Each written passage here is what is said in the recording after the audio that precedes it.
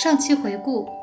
外国人打算来槟城退休养老，或是陪孩子读书，想要定居下来，却因为初来乍到，对区域选择一筹莫展。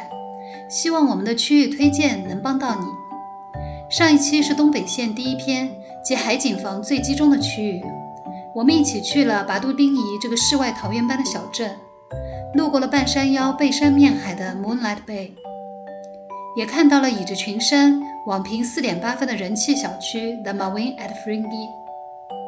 接着从丹绒无涯的主干道上弯进小路，近距离感受了临海的滨海社区，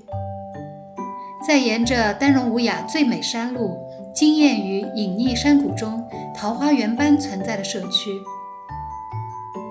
最后来到丹绒道光，在外国人最集中的国际社区丹绒槟榔结束了行程。今天我们要展开东北线第二篇，即商业、公共设施和景点最集中的区域，主要分两块：乔治市、日落洞。首先来看乔治市。乔治市是冰岛的行政中心，它曾是马六甲海峡的重要贸易中心，如今以其丰富的英式殖民建筑、传统的华人店屋和壮丽的清真寺而著称。它也是整个槟城商业、医疗和各类服务设施最为密集的区域。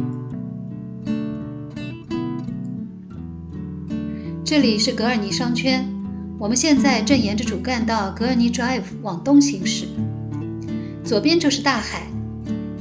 右侧会经过格尔尼 Plaza、格尔尼 Paragon 和夹在商圈里的公寓。其实乔治市是一个老城区，外国人可选择的公寓不多，而这一区的公寓可以说是有着得天独厚的地理位置优势了，享受着近在咫尺的商圈便利，也有海景相伴。开到这里能看到更多的滨海公寓小区了，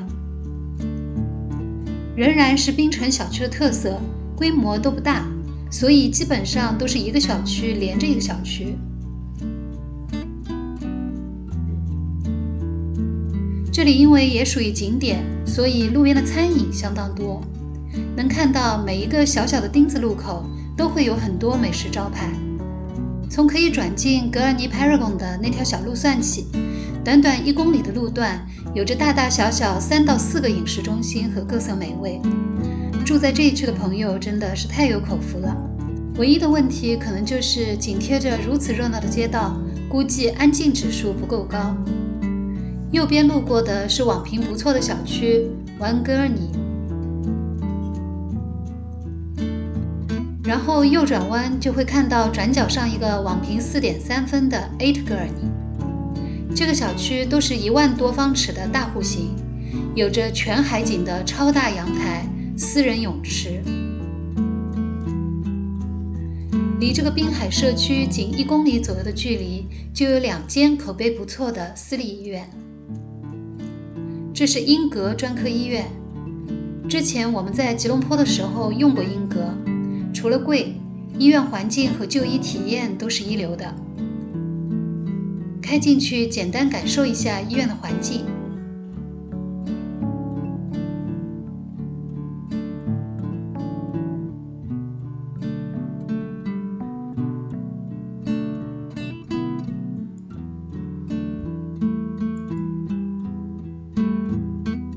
这是滨安医院，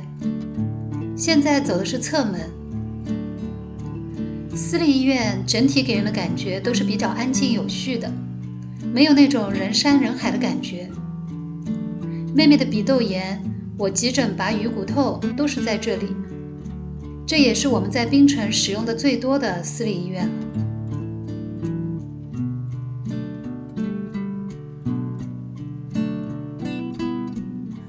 稍微远一点，区域内还有1854年开业的槟城中央医院，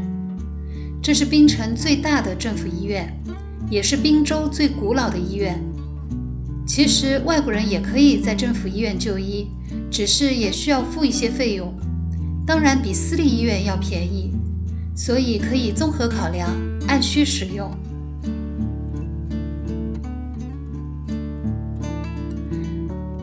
离槟城中央医院步行5分钟的距离，有一片3个标准足球场大小的草坪 Polo Grounds， 也是之前槟城热气球比赛的场地。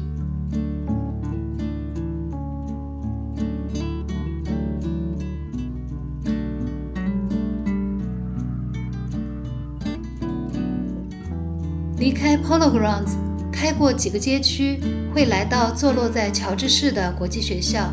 St. Christopher's。 虽说是属于乔治市，其实地理位置上离丹戎道光更近一些，所以在我们居住的小区里，我也碰到过在这所国际学校读书的孩子。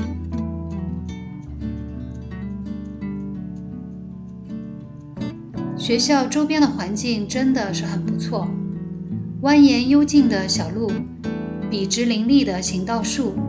一阵风吹过，落英缤纷，是个做学问的好地方。日本人定居多的城市都会设有日本人学校，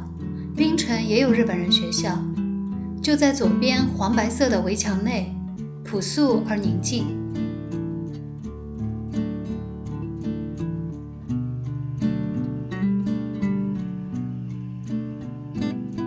相比零星分布在乔治市各处独立的公寓或是国际学校，因为是著名景区，这个区域的酒店和景点会更多。现在看到的是由亚美尼亚裔萨奇斯兄弟于1885年创立的 ENO 酒店。这座拥有英国维多利亚建筑风格的海景酒店，因为历史悠久，我们一般都叫它古董酒店。推荐这家酒店的自助餐哦，菜品未必有多出色，胜在酒店的殖民地风情，性价比很高。离开迷人的古董酒店，一起走马观花一下周边的景致。沿着旧关仔角滨海大道行驶，眼前的白色英殖民建筑是市政大厅。再往前开，看到转角的炮台就到了康华利斯堡，然后绕过维多利亚女王纪念钟楼，前方是槟城国际邮轮码头。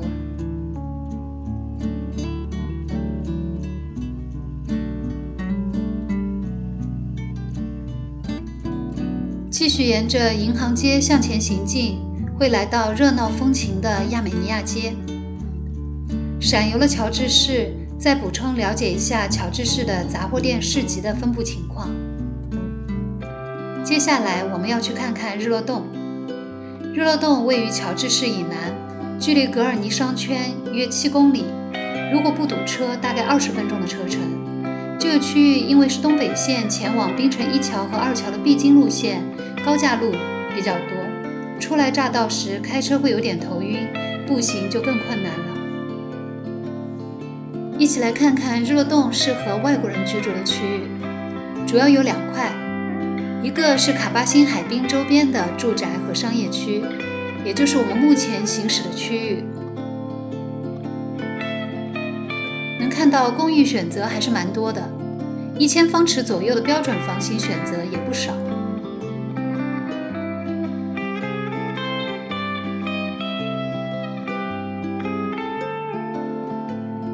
开到底就是卡巴辛道，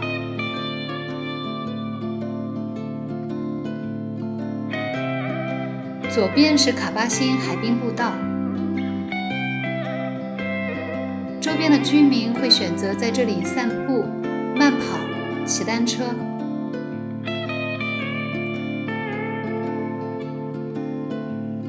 右边则是一些餐厅、酒吧和饮食中心，是一个比较成熟的社区。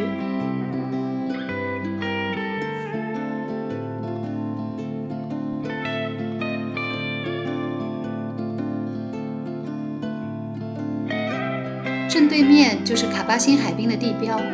因为在这里能清楚看到槟城1桥和美丽的日落，所以也经常有游人来这里打卡。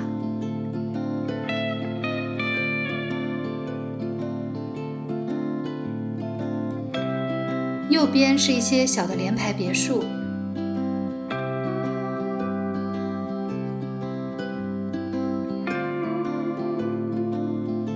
路口是一间国际学校威斯利，不远处是槟城渔人码头，这里是一个知名的美食广场。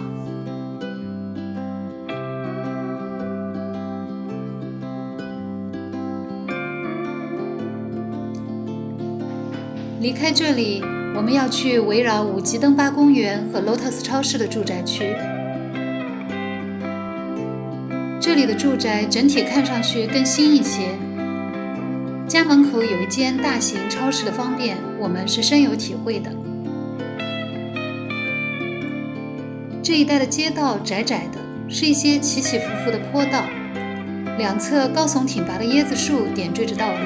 感觉很热带。道路也不是直直的，时常会有些转弯。而与 Lotus 一条马路之隔是一个商场 Houdini Square， 整个街区的氛围有些像新加坡。这一区域的主力房型以1000到1500方尺为主，也有1000方尺以内的户型选择。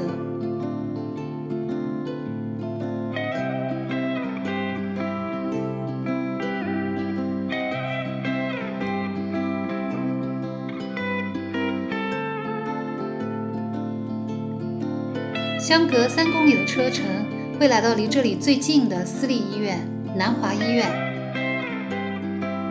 南华医院成立于1883年，是一家非营利医院，所以收费应该来说在私立医院中算是比较低的了。虽然医院内部的装修没有其他几家新，有点年代感，但却非常干净。孩子们的爷爷因为年龄超过70岁，没法买保险，所以选择私立医院的时候会优先考虑南华。几次体验下来，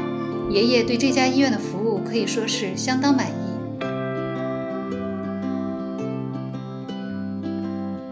再补充了解一下日落洞的杂货店、市集、医院、诊所的分布情况。现在看到的是我们搬来槟城前关注过的一个楼盘 The Light Collection， 位置在紧贴着日落洞的牛乳鹅。因为没有其他的楼盘凑成一个区域，所以就单独说一下。小区本身规模很大，目前有建成的1期、2期、3期，即将开售的4期和在建的配套商业中心，户型选择也非常多。有临水的独栋别墅或是多层公寓，有2000方尺的大平层海景房，也有1200方尺的标准房型。唯一的缺点就是没有步行可达的商业体，等到配套商业建成，应该会方便很多。以上就是今天为大家整理的东北线的第2篇，即商业、公共设施和景点最集中的区域——乔治市、日落洞。希望这些信息对屏幕另一边的你会有所帮助。我是 80s Easy Life Vlog， 谢谢你的耐心观看。下次我还会在这里继续和你分享我们在槟城的生活点滴。